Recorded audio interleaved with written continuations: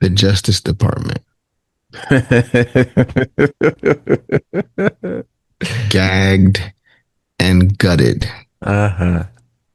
infiltrated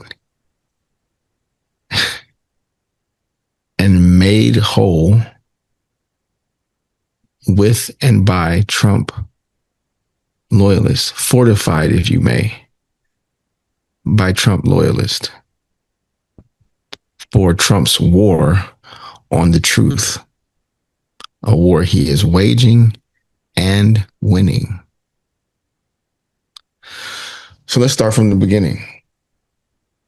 Imagine you're one of the top law enforcement officers in the United States. You investigate, you present evidence, you win a case in court to the tune of $454 million in penalties for fraud, proven beyond a reasonable doubt in a court of law. And instead of being praised for upholding the rule of law, you get a subpoena. Well, that thing I just asked you to imagine is the reality for New York Attorney General Letitia James. Not because she did anything illegal, not for breaking the law, but for enforcing it. Except this new regime does not believe in accountability, not for themselves. So when held accountable, what we're now seeing is that they just do political payback and retaliation. The Justice Department, now under Trump's control, has subpoenaed James. The pretext? Allegations tied to a mortgage fraud case timed right after her landmark civil fraud judgment against the president. The optics, crystal clear. This is baseline, regular definition, straightforward retaliation. The same way that whistleblowers, watchdogs, and investigators keep finding themselves under investigation when they cross this administration and its head.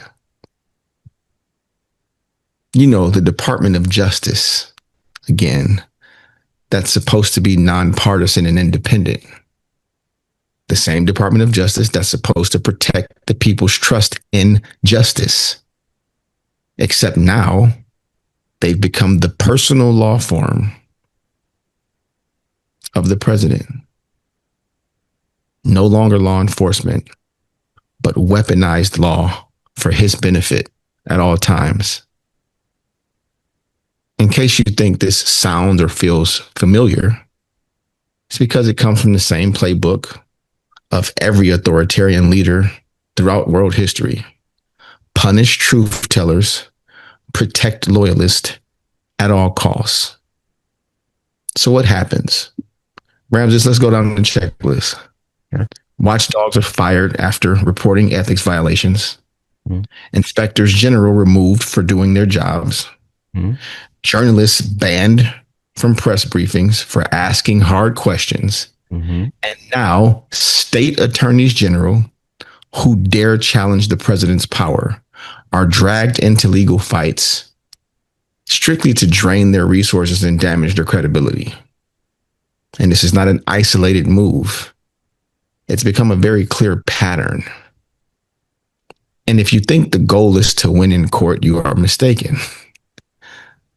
The goal is to exhaust you, to wear you down, and to make everyone think twice before challenging power. We've seen versions of this before.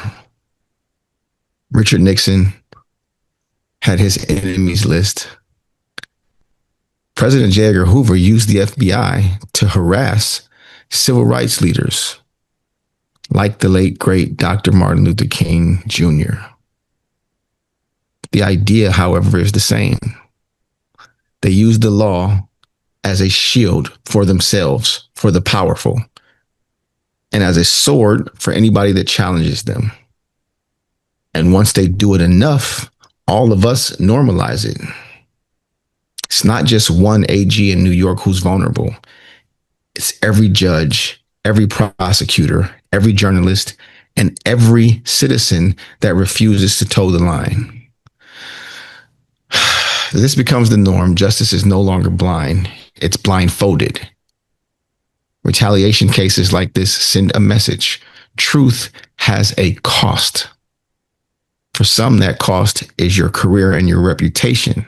For others, that cost is freedom.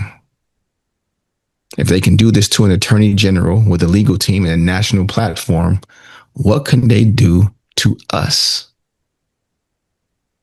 People call me out when I'm critical of this administration. You just don't like Trump. The truth is, this has nothing to do with liking or disliking Trump. He's a single person. This is about whether the government belongs to the people or whether it's just another asset for rich people and their balance sheet. If we let the Department of Justice become an extension or his personal defense team, we are saying goodbye to impartial justice. That's not a partisan loss. That's an American loss. So what we've learned is Donald Trump does not fear the law. He's reshaping it in his own image. What he fears is the truth. And if the Department of Justice becomes a gag order for truth, then it's up to the rest of us to keep using our voices, because history never remembers the people who stayed quiet. It remembers the ones that refuse to be silenced. And trust me, we have shown you again and again, we are not going quietly. That way.